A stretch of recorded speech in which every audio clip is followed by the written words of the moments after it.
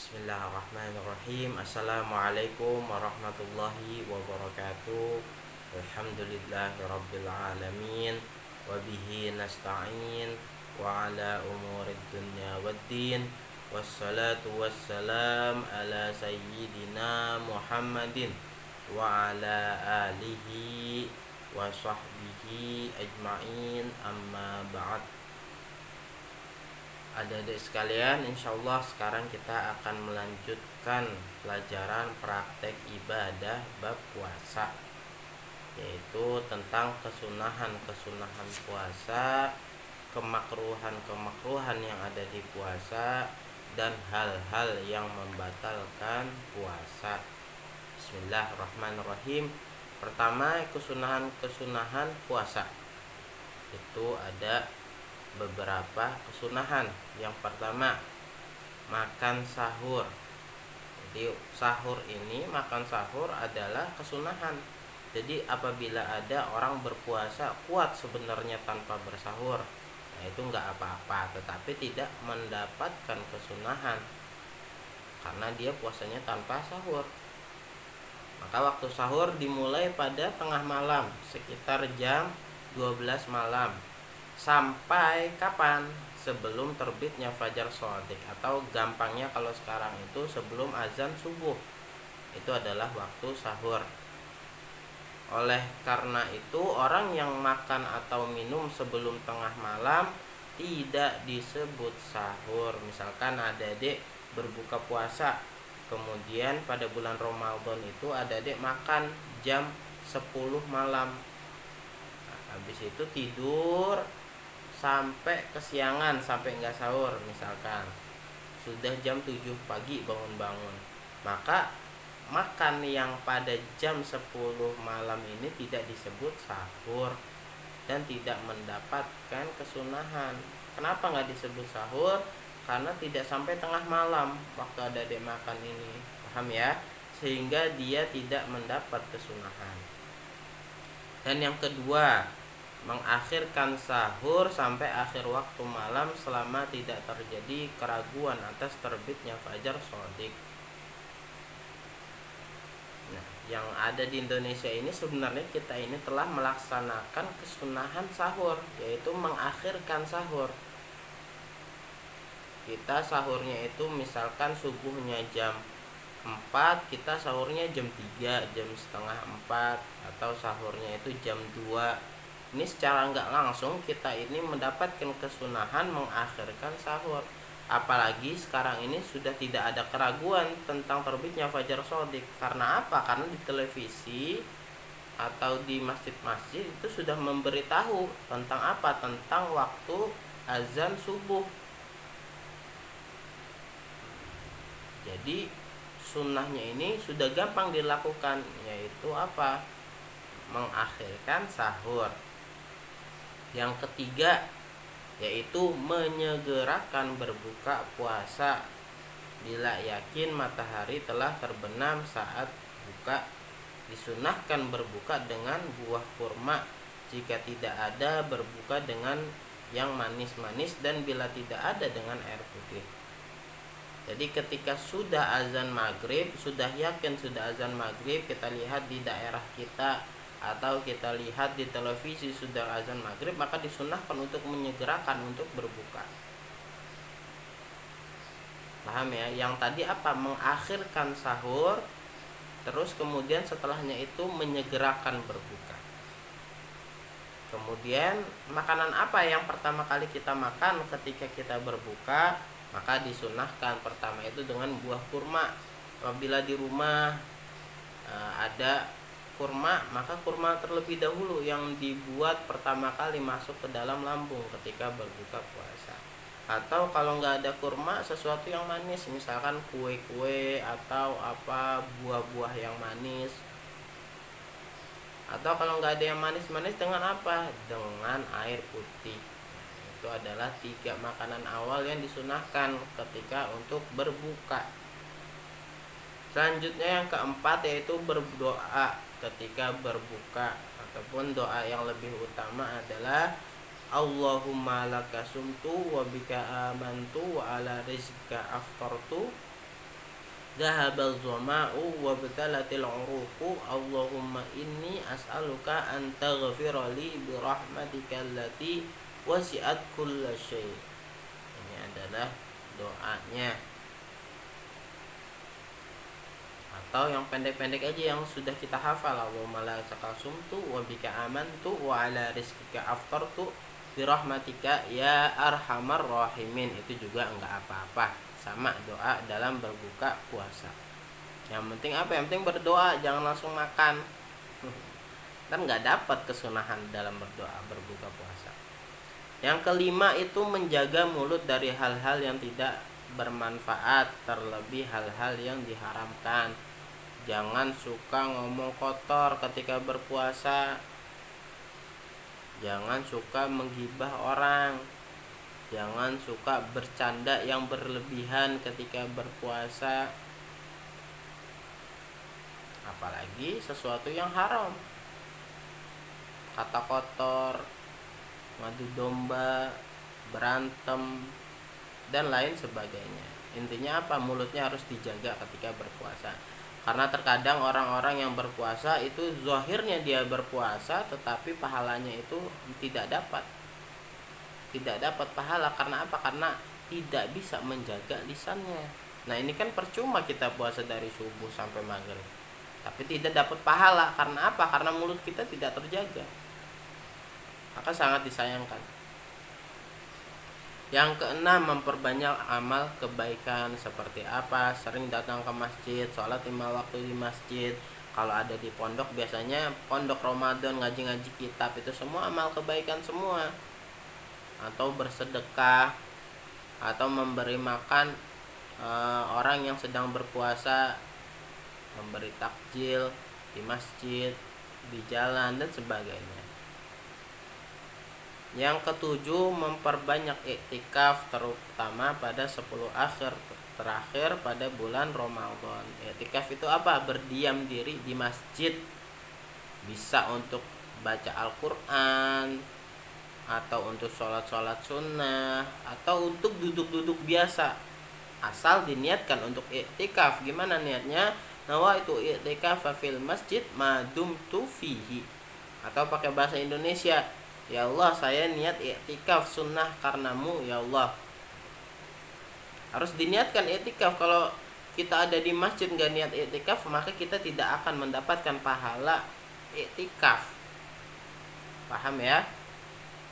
Apalagi di 10 akhir pada bulan Ramadan. Karena apa? Karena 10 akhir ini kemungkinan besar jatuhnya malam Lailatul Qadar, malam yang lebih baik daripada 1000 bulan.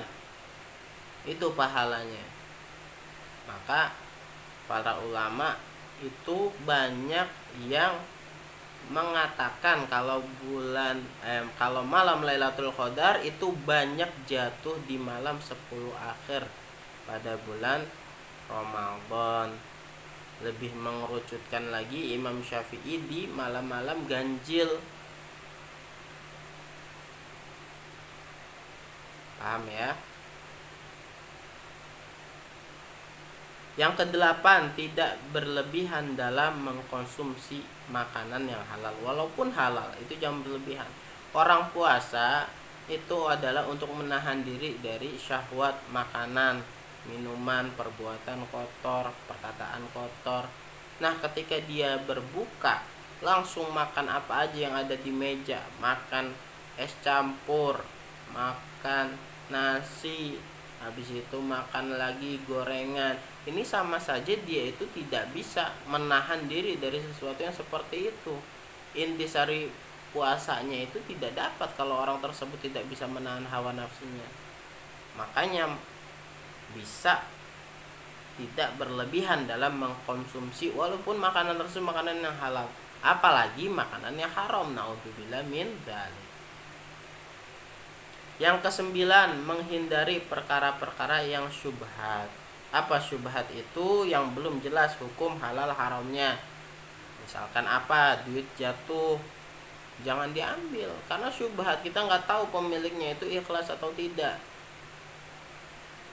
Paham ya? Ada makanan tergeletak jangan diambil. Kita nggak tahu pemiliknya itu ridho atau enggak. Intinya jangan melaksanakan sesuatu yang syubhat. Ke-10, sholat tarawih dan sholat witir pada malam-malam ini, yaitu malam-malam bulan Ramadan.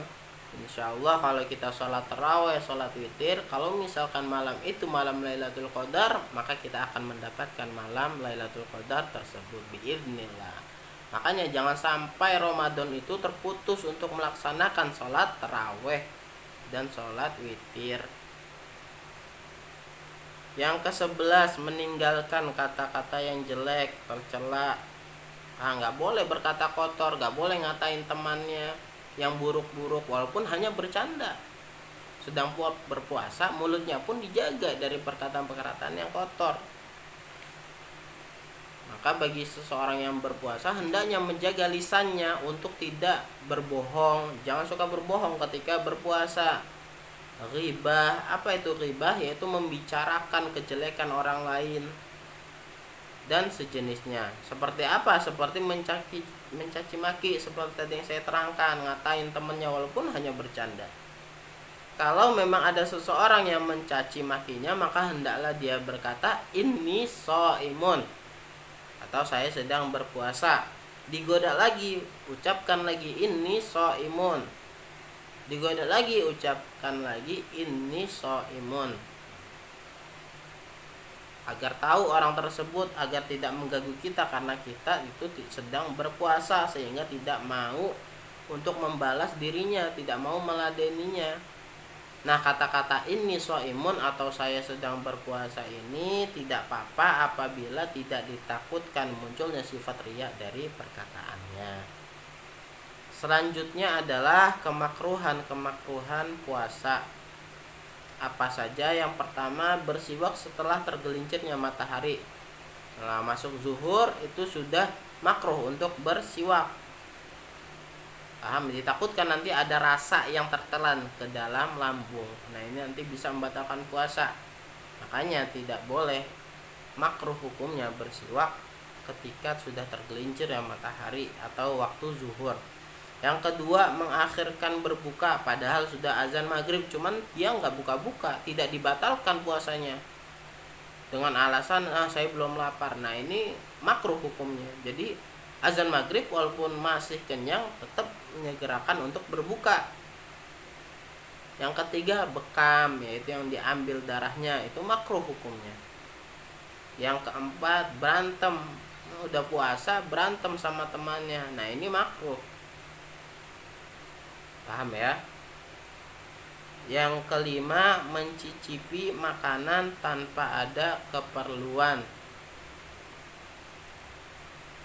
Jadi misalkan ada ibu rumah tangga mau berbuka puasa, itu kan boleh untuk mencicipi makanan, merasakan makanan tersebut, tetapi tidak ditelan, hanya dirasakan saja, habis itu diludahkan. Nah, kalau misalkan ada orang mencicipi tanpa ada alasan untuk merasakan makanan untuk berbuka puasa atau apa, maka ini hukumnya makruh. Jangan ditelan, hanya mencicipi itu hanya merasa saja. Kalau ditelan ya batal hukumnya. Paham ya? Yang keenam, makruh juga yaitu berkata kotor, suka berkata kotor. Ini diulang-ulang dalam berkata kotor, itu tidak diperbolehkan dalam berpuasa. Intinya berpuasa itu selain menjaga diri dari perkara-perkara yang membatalkan puasa, yaitu makanan yang masuk ke dalam tubuh, yaitu juga menjaga lisan dari perkataan-perkataan yang kotor atau perkataan-perkataan yang tidak layak. Yang ketujuh, terlalu kenyang pada malam hari. Jadi sahur terlalu berlebihan sampai perutnya itu kenyang sekali. Atau apa, memperbanyak tidur di siang hari, nggak terasa puasa. Habis sahur, habis sholat subuh tidur sampai zuhur, habis itu sholat zuhur, habis sholat zuhur tidur lagi sampai asar, habis asar sholat asar tidur lagi sampai berbuka. Nah, ini makruh hukumnya. Jangan mentang-mentang berpuasa itu dikatakan tidurnya orang puasa itu ibadah. Iya ibadah, karena bisa meninggalkan perkataan-perkataan yang buruk, tidak melaksanakan perkataan-perkataan yang buruk, perbuatan yang buruk. Tetapi apa? Tidurnya aja ibadah, apalagi melakukan perbuatan yang baik seperti yang tadi kesunahan-kesunahan tadi, maka akan mendapatkan pahala yang besar. Karena ketika bulan Ramadan, pahala itu sedang diobral oleh Allah, diumbar, didiskon oleh Allah, akan diberi banyak pahala. Jangan digunakan hanya untuk tidur saja. Makanya orang yang tidur ketika bulan puasa banyak tidurnya pada waktu siang hari, ini hukumnya makruh karena tidak ada manfaatnya bagi dia. Intinya puasa itu menahan diri. Nah kalau dia tidur kan dia nggak menahan diri. Paham ya? Dan melakukan hal-hal yang kurang bermanfaat, suka bermain-main, tidak membaca Al-Quran, tidak tadarus, hanya main game saja di rumah. Nah ini juga makruh karena hal-hal tersebut itu mengabaikan waktu Ramadan, sehingga tidak dapat keberkahan Ramadan yang telah disiapkan oleh Allah bagi seluruh umat Nabi Muhammad SAW. Adapun hal-hal yang membatalkan puasa, yang pertama, masuknya suatu benda melalui lubang yang terbuka ke dalam rongga tubuh atau jauf, seperti perut, otak, bagian dalam tenggorokan, telinga, dan 2 lubang kemaluan dan sebagainya. Jadi jangan sampai ada sesuatu yang masuk pada hal-hal tersebut sehingga dapat membatalkan puasa. Makan otomatis, atau apa, menghirup air di hidung, mau menyegarkan hidung, tahu-tahu masuk ke dalam kerongkongan sini, ini kan nyampurnya kemana? Ke perut, itu batalkan puasa.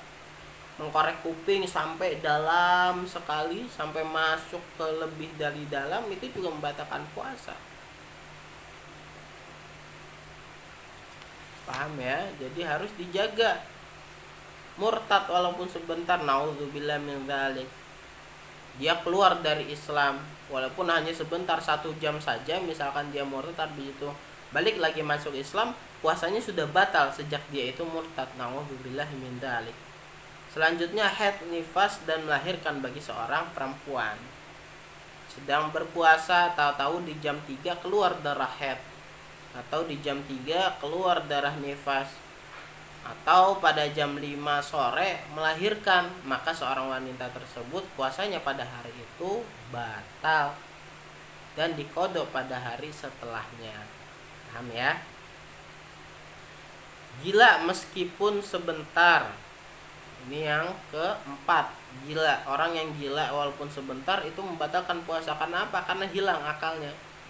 Syarat untuk melaksanakan puasa salah satunya itu adalah orang berakal. Kalau orang nggak berakal itu nggak diterima puasanya. Makanya orang yang gila sebentar itu puasanya batal dan wajib diqadha.